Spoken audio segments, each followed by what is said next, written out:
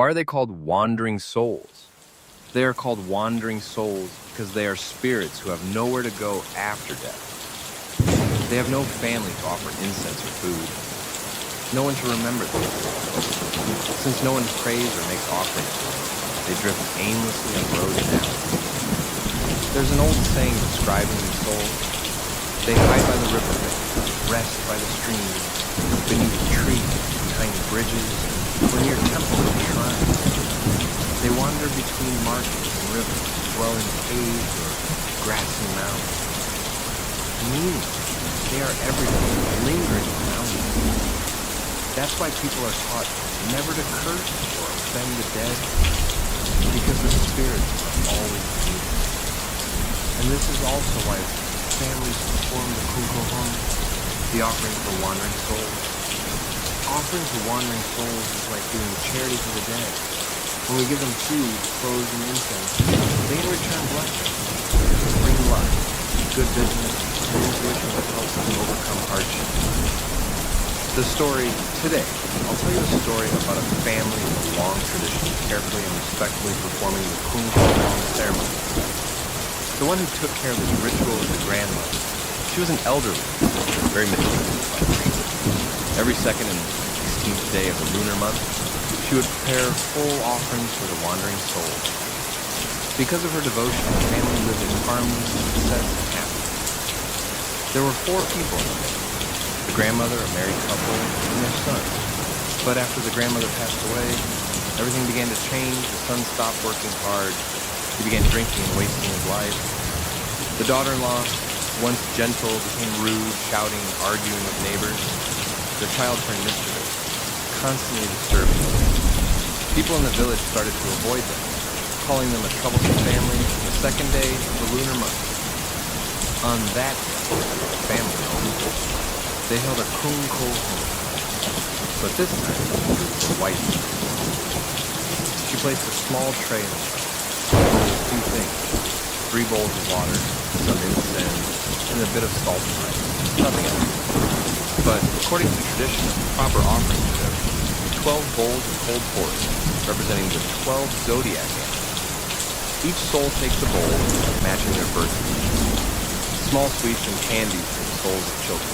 Joss paper and spirit so they can use it in the afterlife. Burning joss paper is now limited for environmentalists, but it's still part of the ritual. Salt and rice are also important. Rice invites the souls to eat, while salt drives them away after. That's why after finishing the offering, people scatter rice first to invite, then salt to send them off, so the spirits won't linger in the house. But the wife didn't care about anything. She did it carelessly. She lit incense, stuck it into a pot, and went back inside to eat snacks while watching a horror movie, The Incident. While she was watching, her little son played outside near the offering table. He jumped around and accidentally jumped over the offering table, disturbing the food meant for the wandering soul. Right after that, he fell and began crying loudly. The mother yelled at him harshly, not realizing something strange had begun. Later, she washed her hair in the bathroom. She didn't notice that the incense smoke from the offering was curling down into the ground, a sign that spirits were indeed present, unlike smoke for ancestor worship, which rises up. Nightfall. That night, after the husband came home drunk and passed out, the wife went to bed alone. As she lay there half asleep, she started hearing faint tapping sounds in the house, like something moving. At first, she thought it was just mice, but the noise grew louder, faster, and closer. When she opened her eyes, she saw a dark shadow in the corner of the room. Frightened, she blinked, but it suddenly closed. She calmed herself and tried to sleep again, but when she opened her eyes a second time, the clothes rack moved closer to her head. Then came a knock on the door. Slow but firm.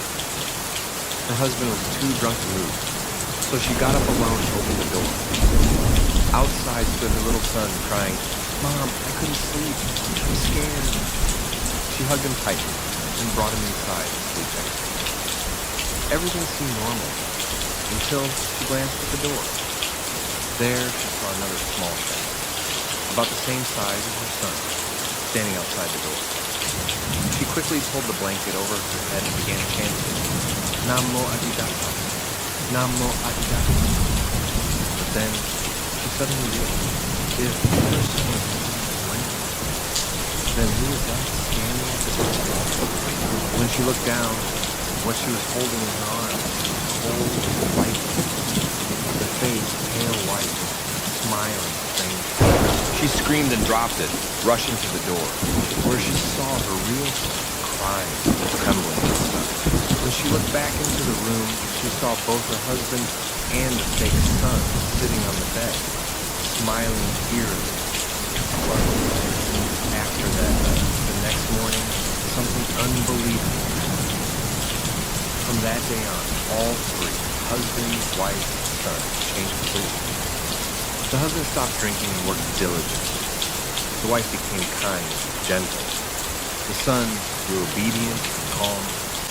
It was as if the family had been reborn, purified after being possessed. And on the 16th day of the lunar moon, the next Kunko Honde, the wife again prepared offering. But this time, everything was done properly and respectfully, full devotion.